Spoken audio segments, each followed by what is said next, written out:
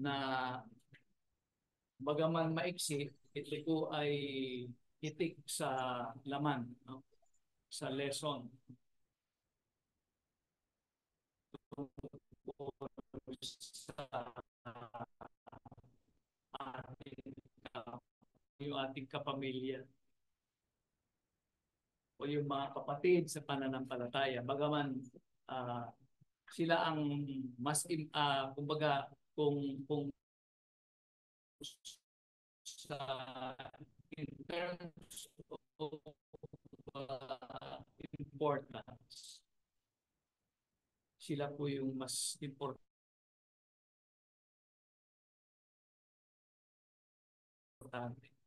Nabanggit nga ng taga-Galatia in Galatians chapter 6, if you have the opportunity, you do good to all men, especially to those of the household of faith. Kaya hindi po natin pipiliin kung sino yung ating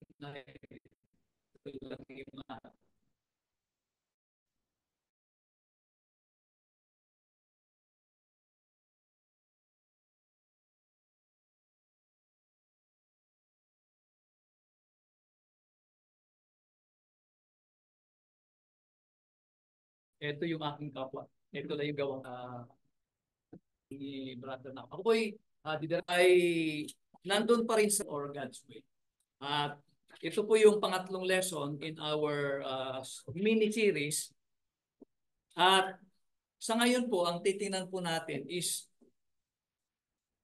how we view God when it comes to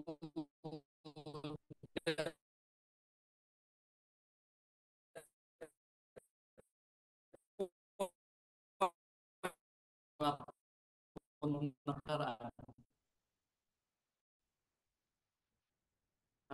Merong gap. Nung last Sunday, we were not able to worship with you kasi nandun po kami sa travel. So, not-online lamang po kami. It's been 2 Sundays since you heard my lesson on, ito nga po, nung August 3.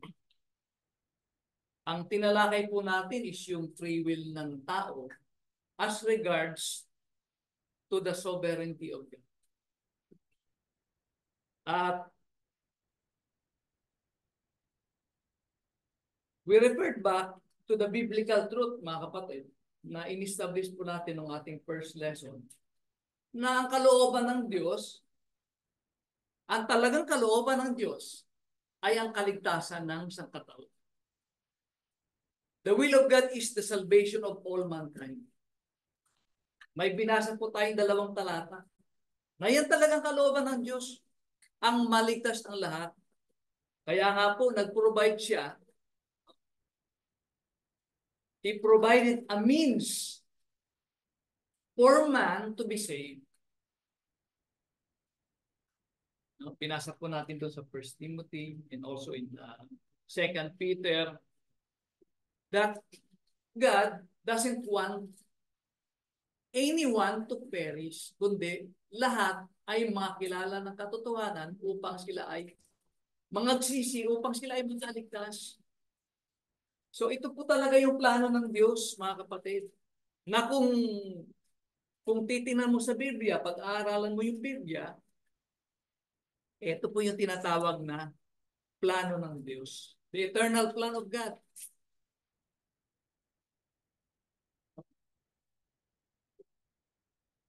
Ito talaga yung plano ng Diyos sa bawat tao. Yung pagliligtas sa bawat kaluluwa. Kaya nga po, ulitin ko yung sinabi ko noong nakaraan, hindi ako naniniwala na ang Diyos ay may specific na plano para sa pisikal na kalagayan ng bawat tao. Pisikal. Pero sa kalagayang espiritual, sabi ko po, noong nakaraan, pinatunayan ko natin sa pamamagitan ng Biblia, na pagdating sa espiritual na kalagayan ng tao, ang Diyos ay may plano.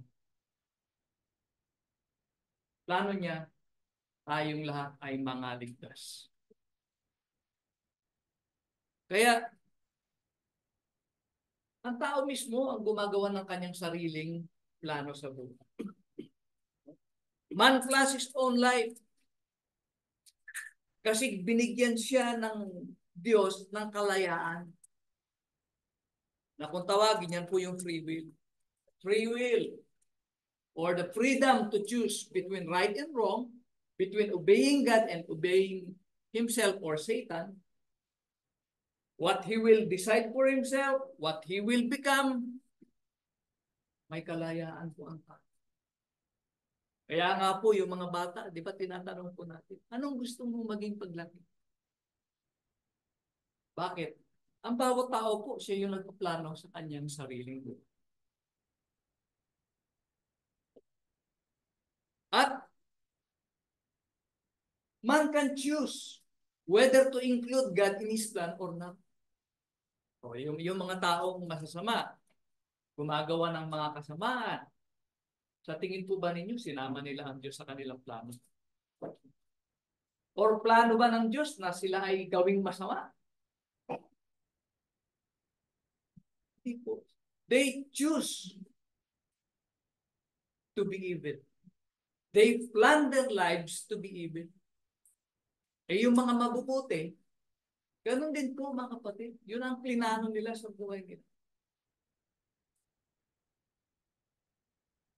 At kapag ang tao ay iniangkla niya o iniayon niya yung kanyang plano sa kalooban ng Diyos, ang pangako po ng banal na kasulatan ay pagpapala. Pagpapalain. We read several verses regarding this. When man choose to plan his life in such a way that it corresponds to the will of God, God will bless his life and will make his plan to succeed. So, tinignan din po natin mga kapatid, no? Pinag-aralan natin in our last lesson, yung kasaysayan sa buhay ni David. At ito pong si Haring David, ay malapit sa Diyos. Kaya nga i-describe siya doon sa banal na kasulatan na a man after God's own heart. Why? Because he is obedient to God. Nabasa din natin yung nasa Acts. Ito po, nilalahad ni Apostol Pablo, yung kasaysayan.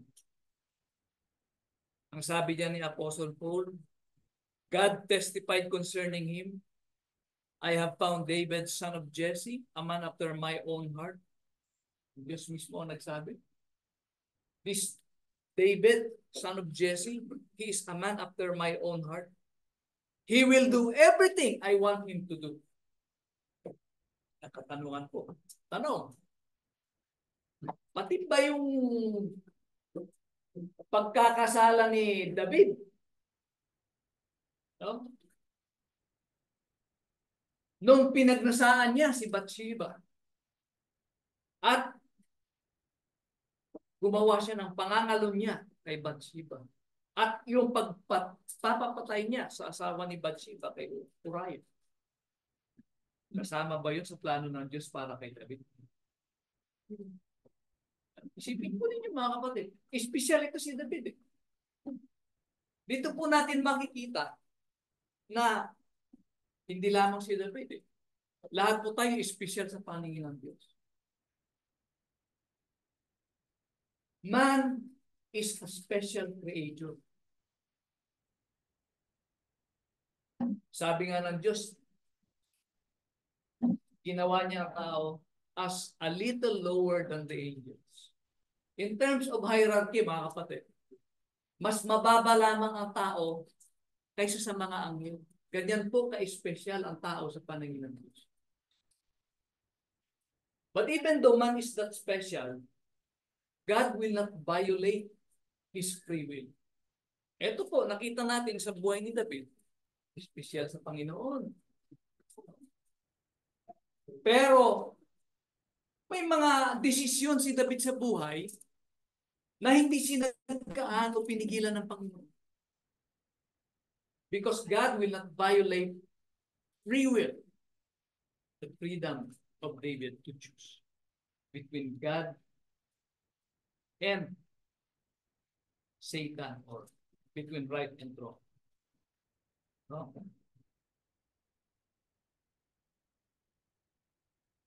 Hindi po natin masyadong i-ano dyan, mga kapatid. Sabi pa nga dyan sa ano na yan doon sa Acts chapter 13, bakit naging special to si David?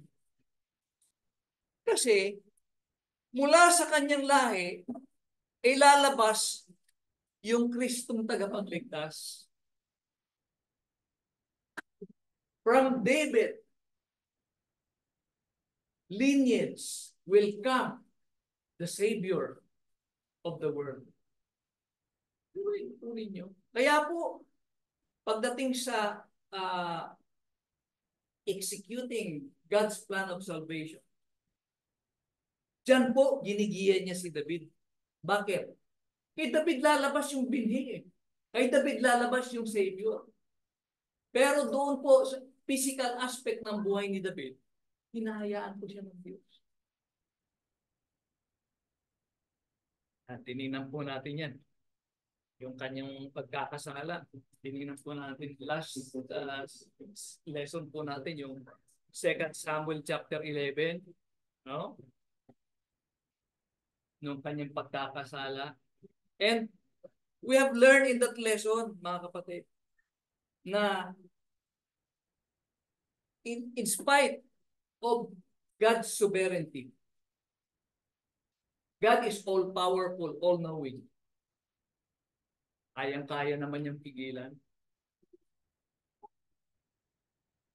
Pero hindi po niya ginawa.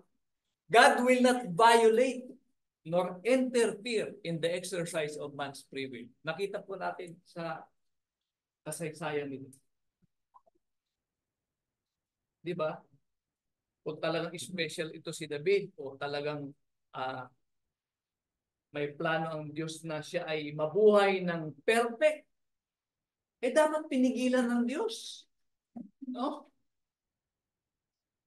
Gumawa ang Diyos ng paraan para hindi siya umakyat doon sa kanyang bubong ng kanyang bahay. Hindi sana niya nakita yung babaeng naliligo. No? Kaya maganda example po ito sa David, mga kapatid. Na kung totoo na mayroong plano ang Diyos sa atin, yun lamang ang ating isasagawa.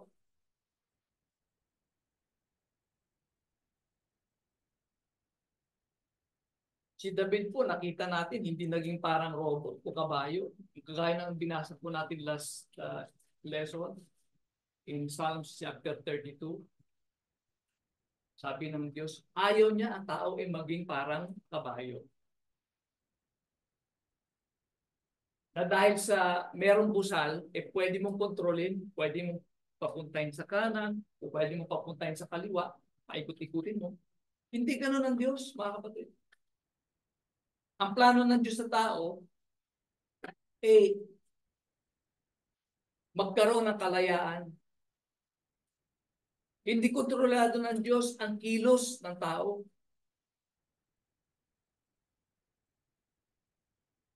Kasi kapag gano'n, pwedeng sabihin ng tao na, kagaya ng sinasabi ng mga Calvinist, yung kilos ng tao na pinili ng Diyos na maligtas, kasi sa Calvinism po, sabi nila, meron mga taong pinili ng Diyos na maliligtas.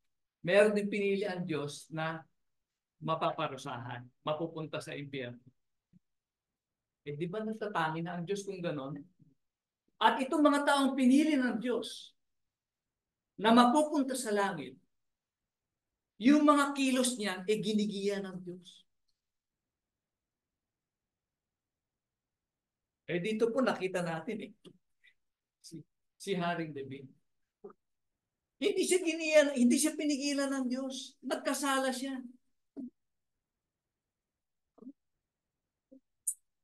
Kasi ang kagustuhan ng Diyos, no?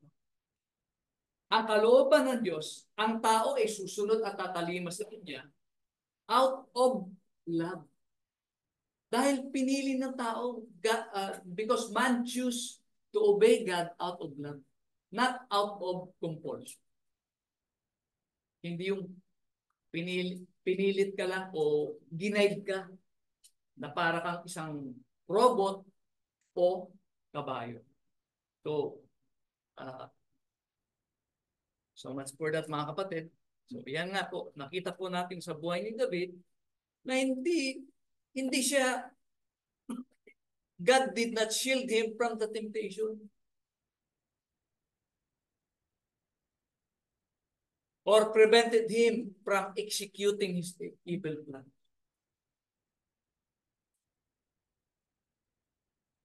Minsan, ganyan po yung thinking ng mga tao. Dapat sana, nagsugo na lang ang Panginoon ng isang malakas na hangin para umano yung kortina, nahulog yung base, nabasag, o di napigilan sana, hindi umakyat si David. Malilikot ang mga imahinasyon po natin, mga kapatid. And so, we go now to our lesson this morning. Ito po. How do we view God when we are faced with the question about human suffering?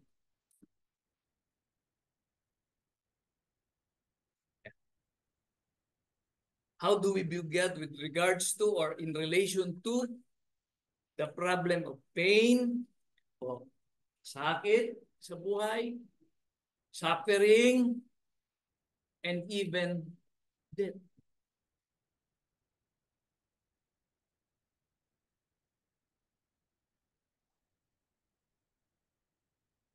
Marami pong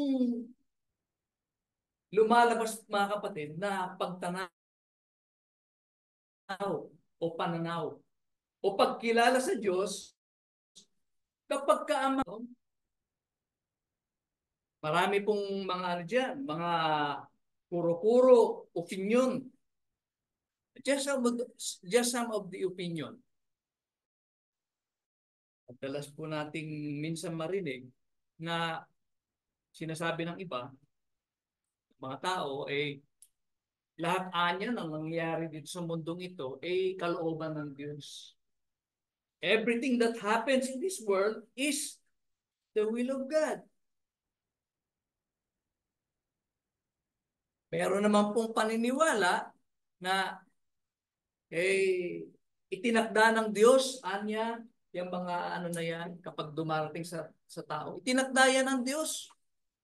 God ordained suffering, sorrow, and death. Kayo po mga kapatid, how do you view God with regards sa usaping related sa pain, suffering, and death? Ano po ang inyong pananaw sa Diyos? No? Maganda po itong pag-aaral na ito, mga kapatid. Sisikapin po natin na tingnan ang usaping ito in the light of the Scripture.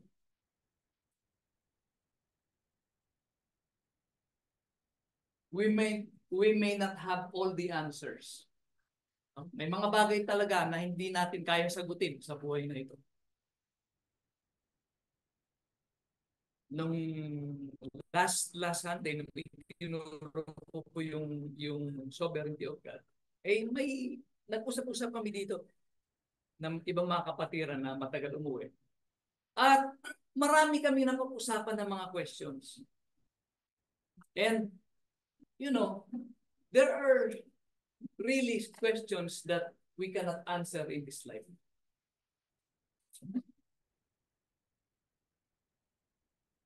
Sabi nga doon sa aklat ng Deuteronomy, the secret things belongs to the Lord. And also in Isaiah chapter 55, na God said, my thoughts are not your and my ways are not your. Ang kaparaanan ng Diyos, hindi gaya sa kaparaanan natin na pag iniisip natin, dapat ganito ang ginawa ng Diyos dyan. Dapat pinigilan niya ito. Dapat hindi niya ginawa ito. God doesn't work that way, mga kapatid. No? Tayo po kasi, may kanya-kanya tayong pananaw o paniniwala sa Diyos pagdating sa topic na yan. At yan po ay gusto nating itama. Oh, baka hindi natin nalalaman, mali na pala yung ating iniisip tungkol sa Diyos. Mali na pala yung ating pagkakilala.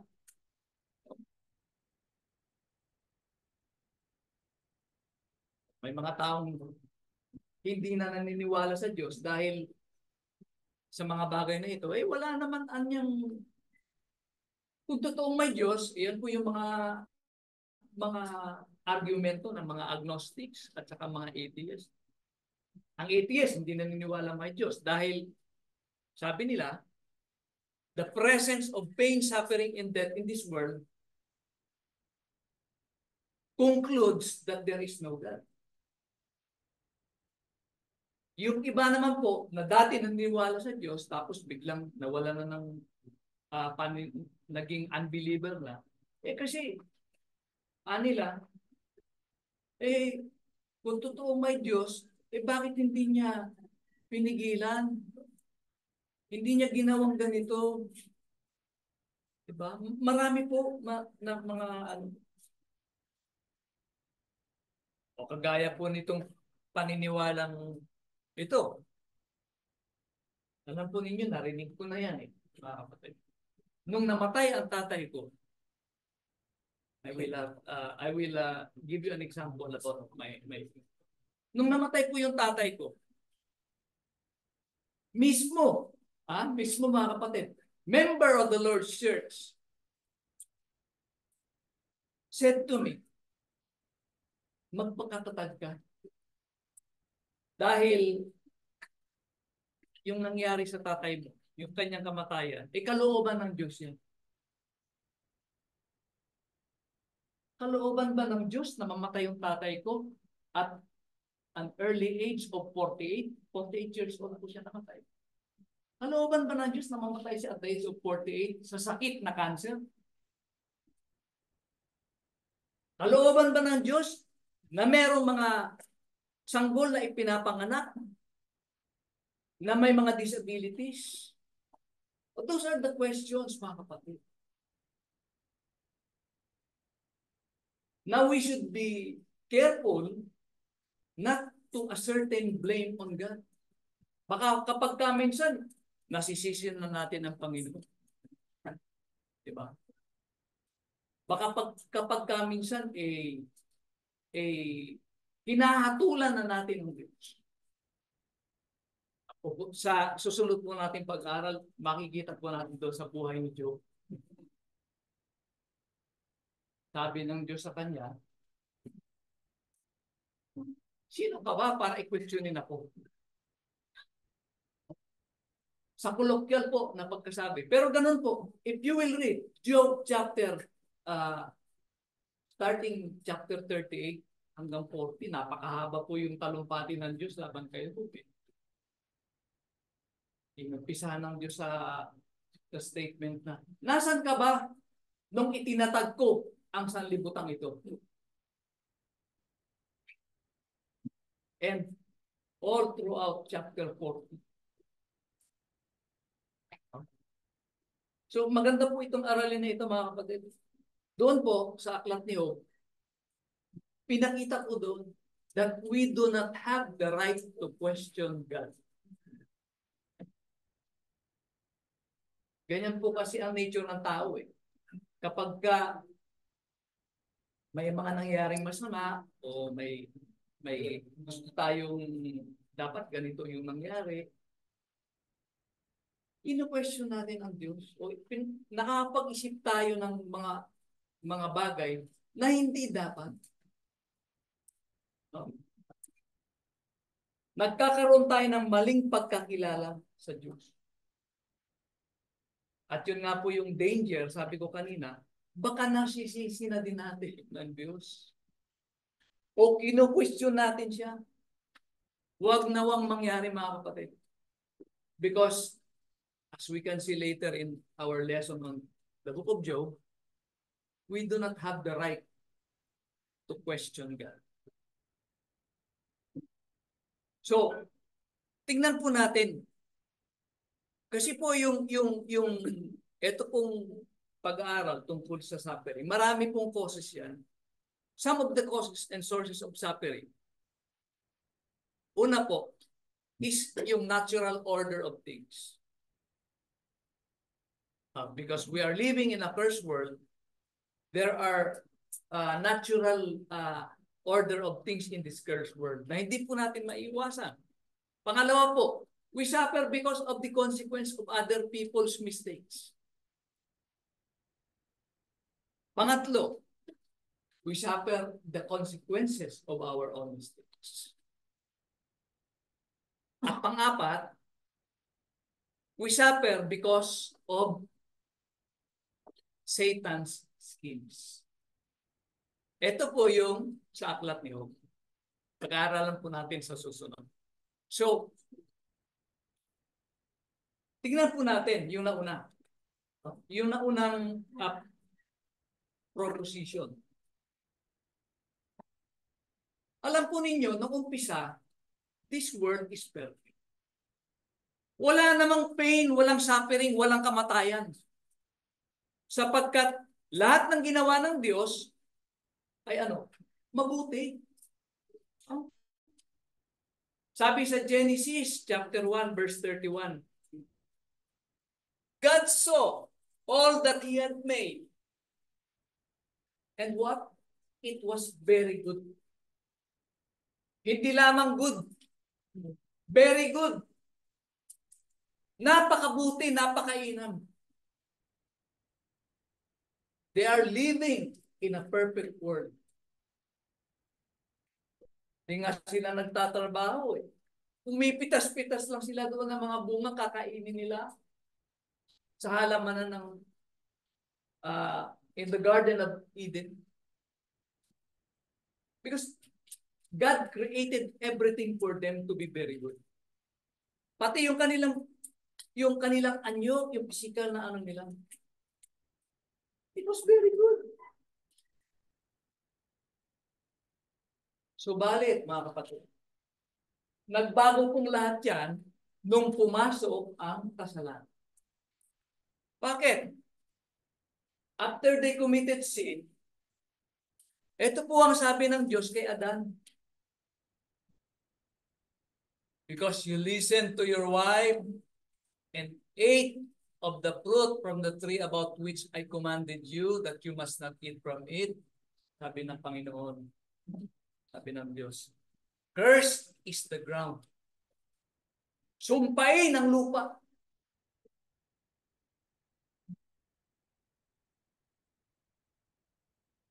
Diyan po nakumpisa na ang mundong ito ay maging cursed. Sinumpang daigdig. Dati, pahaya-hayahay lang sila sa hardin. Hindi sila nagtatrabaho.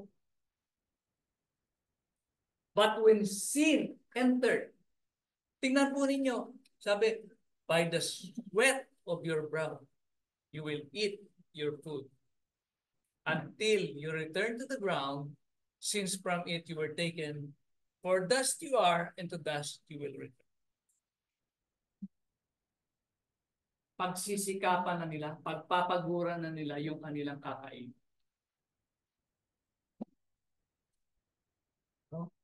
At sila'y babalik sa lupa kung saan sila kinuha.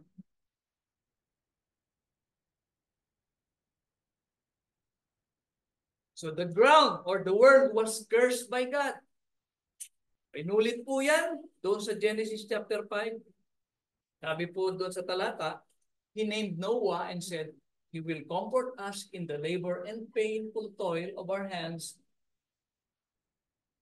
Ano ang nag-cause, mga kapatid? Caused by the ground the Lord has cursed.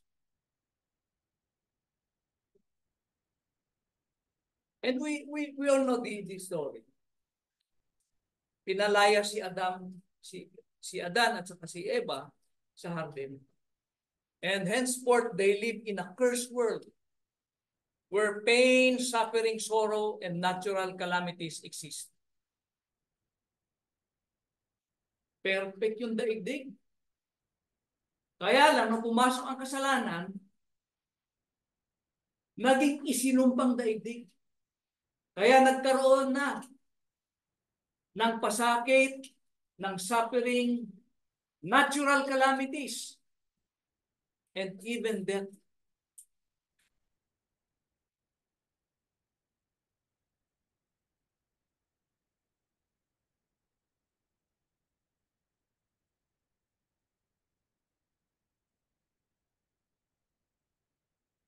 Sometimes po, mga kapatid, people blame God for natural calamities and disasters na mangyayari. Di ba? Madalas yan ang mga katanungan eh. Why did God allow these things to happen? Bakit hinayaan ng Diyos na yung kalamidad na yan ay mangyari? And sagot po natin dyan, that is part of this cursed world. Kaya bang pigilan ng Diyos? Kaya. But God will not violate the laws of nature in the same way that He will not violate your free will. Kaya pigilan ng Diyos yan. Pero hindi niya pipigilan yan. Bakit? Natural, ano yan eh. Natural order of things. Laws of nature yan eh.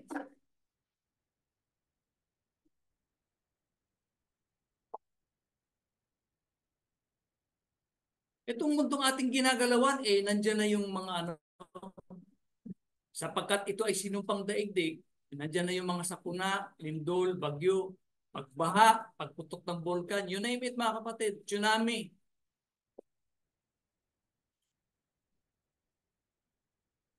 Kaya lang ang tao, matigas talaga ang ulo eh. No? Palagi yun ang katanungan, bakit di pinigilan ng Diyos? Kung talaga makapangyarihan siya. Hindi ko po alam. Hindi ko masasagot. I cannot speak for God. Ang pagkakaalam ko lang mga kapatid, hindi pakikialaman ng Diyos yan. In the same way na hindi niya pakikialaman yung iyong free will.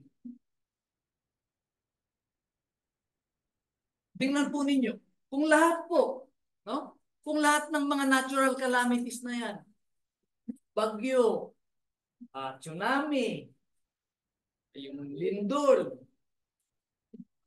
ano-ano pa, putok ng bulkan, pagbaha,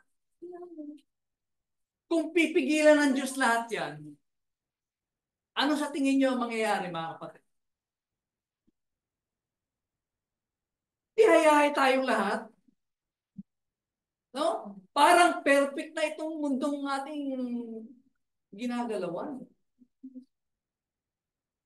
And that goes against the plan of God, or that goes against the judgment of God. Ano yung judgment ng Panginoon? Sumpain ang daigdig na ito.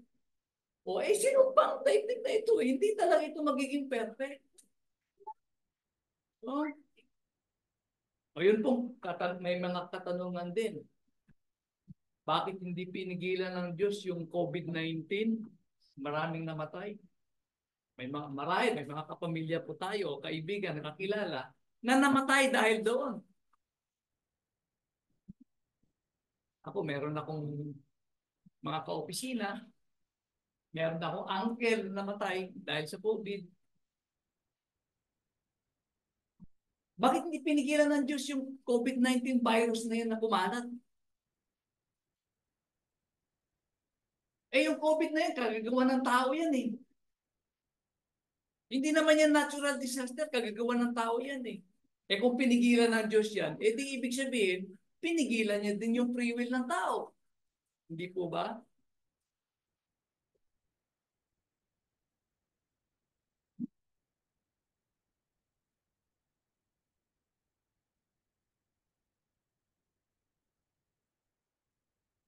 Yun po.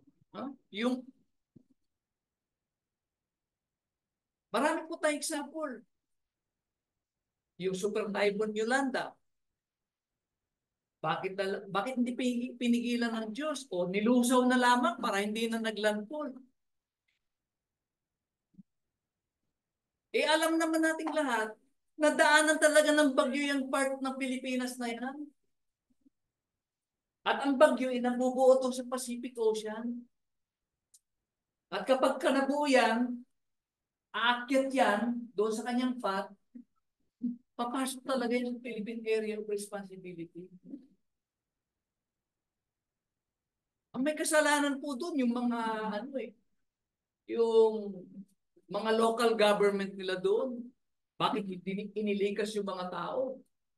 Hindi pinotektahan yung kanilang mga citizen. Bakit mo isisisi sa Diyos? Di ba? Lahat ba ng bagay na nangyaring kamalasan, kasamaan sa mundong ito o mga sakuna, isisisi natin sa Diyos? Hindi po ganun, mga kapatid.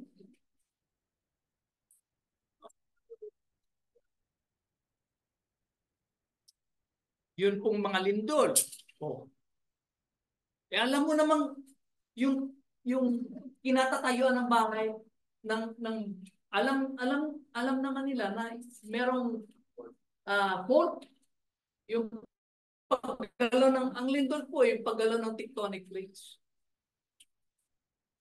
One of the deadliest earthquake na nangyari, hindi po yung sa Myanmar, doon po sa Turkey. Ang namatay po is 7,000 na katao. At halos isang syudad in a level up. Alam naman nila na yung pinagtayuan nila ng mga buildings fault line. Nagtayo pa sila ng mga building, tapos substandard pa. Di, kagagawan din nila. Kasalanan ng tao, tapos isisisi mo sa Diyos. Diba? Asan ang doon? Ang rationality? How about yung mga giyera, mga kapatid? Yung giyera sa Ukraine at saka sa Middle East. Sabi ng mga iba, ang daming nadamay na dapat pinigilan ng Panginoon. Sino may gusto nung mag-giyera sila? Di ba yung mga leader nila? Sino may gusto girahin ng Russia yung Ukraine? Di si Putin, yung presidente ng Russia. Kung pipigilan ng Diyos yung giyera na yan, bakit niya pinigilan yung mga iba pang giyera nangyari? Since time immemorial. Di ba? Ayaw naman pala niyang pigilan Sana pinigilan niya na lang para hindi na million-million ang nakamatay. Pero alam po ninyo kung pinigilan ng Diyos yun, ibig sabihin, pinipigilan niya din yung exercise ng free will ng tao. Bakit? Ang tao naman ang nagde-devise nun Ang tao nagde-desisyon. Kirahin ko ito. Lusubin ko ito. Without regard for the innocent lives na madadamay. Kasi narinig ko po yung mga ganong argumento Yung mga inosenteng buhay na nadamay.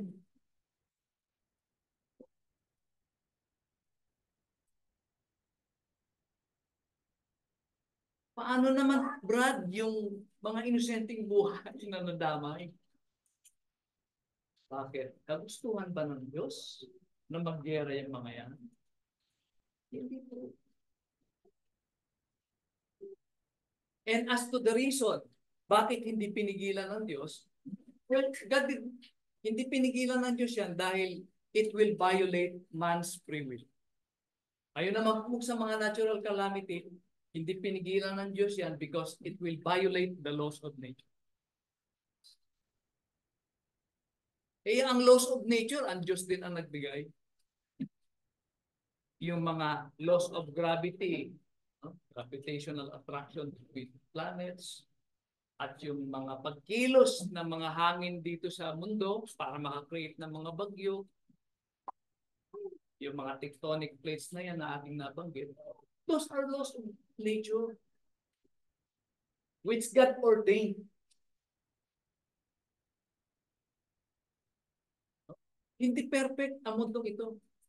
Kaya nga, ang payo ng Biblia, huwag niyong ilaga ang inyong hope dito sa mundong ito. Temporary lang tayo dito eh. No? We are just sojourner. Naglalakbay lang tayo dito. Hindi naman ito yung ating tahanan. Ang tahanan natin ay nasa langit. Tuloy ko po mga kapatid. Masyado na akong nagduduel dito sa na ito. So, sabi din ng banal na kasulatan, when sin entered the world, death also came to all. Sabi doon sa Romans chapter 5 verse 12, just as sin entered the world through one man, sino po yung one man na yan? Tinutukoy. Yan po si Adan. And death through sin.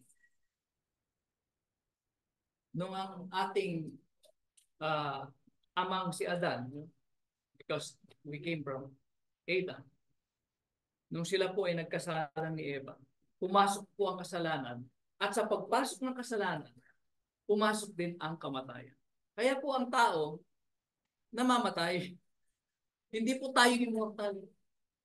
Dahil po sa kasalanan. So, when sin entered the world, these things also entered and become part of this world and of man's existence. Parte na ng buhay natin yan. Pain, sorrow, suffering, natural calamities, and death. Bahagi yan ng ating existence dito sa mundong ito. Kaya bakit mo isisisi sa Panginoon?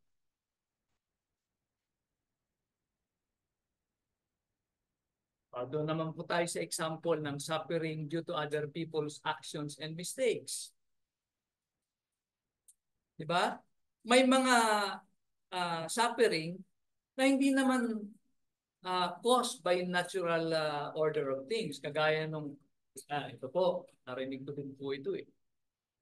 Sabi yung mga nire-rape. Paano yung mga nire-rape? Diba? Bakit hindi pinigilan ng Diyos? O pati ba yung nire-rape, isisisi mo sa Kanya? Bakit niya pinigilan? Those people, unfortunate people, suffered the consequence of other people's mistakes or sins. Kagaya niya, rape ng drug addict, namatay dahil nabunggo ng drunk driver. Meron din nagka-cancer dahil yung kanyang mga magulang o kasama sa bahay mga chain smoker.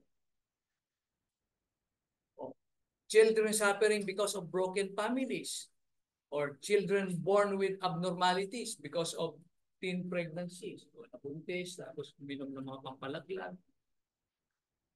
Hindi nalaglag, nung ipinanak yung bata, mayroong abnormalities. Kawawa naman yung bata. Bakit hindi pinigilan ng Diyos na? Bakit hinayaan niyang maipanganak? Kita masasagot. I cannot speak for God. But that baby born with abnormalities is caused by other people's mistakes. Suffering yan.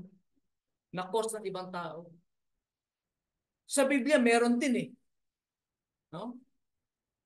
Una, yung ating pinag-aralan, si Uriah, yung asawa ni Bathsheba. Dahil sa kasalanan ni David, siya ay nagsuffer. Ang bansang Ehipto nagsuffer dahil sa desisyon ni Parao na huwag paalisin yung mga Israelita. Yung 10 plagues, Nagsuffer sila doon. Doon din sa Matthew. Just a few example, mga kapatid. Sa Matthew chapter 2, pinapatay ni King Herod lahat ng bata 2 years old and below. Bakit? Naisahan siya nung nung tatlong wise men. Kaya pinapatay niya lahat. So nagsuffer yung mga magulang, yung mga citizens ng Bethlehem because of the actions of one man, si Herod. Ito naman po, suffering may be also due to one's own actions and mistakes. Halimbawa, nagkaroon ka ng diabetes dahil sa katakawan mo. No? Due to years of uncontrolled eating. Nag-drive ka ng lasing. Para po sa mga kabataan po natin. Nag-drive ka ng lasing. Nabunggo ka, na-paralyze ka. You are suffering because of your own mistake, of your own wrongdoing. Nagkaroon ka ng lung cancer. Bakit? Naninigarilyo ka eh. Diba? Nagkaroon ka ng liver or kidney failure. Dahil manginginom ka. Hindi ka nakapagtapos ng iyong pag-aaral. Naging mahirap ang buhay mo. Bakit? Maaga ka napuntis. Diba? And so on. Nakulong ka dahil nagnakaw ka o gumawa ka ng paglabag sa batas. No? Isisisi mo ba sa Diyos yung mga bagay na yan? Bakit hindi ka pinigilan? Sarili mo kagagawan yan eh. Diba? Ang Biblia po, hindi po hindi po nagkulang sa pagbigay sa atin ng warning. Sabi po sa Galatians chapter 6, verse 7 to 8, and this is the last verse that I will read because I am already talking for too long. Sabi po ng banal na kasulatan, sabi po ni Apostol Pablo, huwag kayong padaya, do not be deceived. Ang Diyos ay hindi, ano ba sa Tagalog yan? God cannot be mocked. Hindi mo pwedeng lukuhin ng Diyos. Bakit? Kung ano ang iyong itinanim, siya ang iyong aanihin. In short, you will reap the consequence of your action. Whoever sow to please their flesh, from the flesh will reap destruction. Yan naman po eh. Kapag gumawa ka ng masama, aanihin mo yung consequence ng iyong ginawang masama. Apektado ka, you will suffer. Or other people will suffer because of it. And whoever will sow to please the Spirit, from the Spirit, he will reap it. Next lesson po natin, titingnan naman po natin yung suffering that is a result of Satan's schemes. Yung ang kadahilanan si Satanas ang nagbigay o nagpahirap sa tao. So, yun lamang po mga kapatid. Thank you for your kind attention, even though masyadong mahaba yung aking lesson. I hope na nagkaroon tayo ng isang matibay at tamang perspektibo, pananaw sa Panginoon o sa Diyos pagdating sa usaping suffering. Tayo po'y awit ng isang hymno, and then Brother Norley will lead us with the Lord's Table.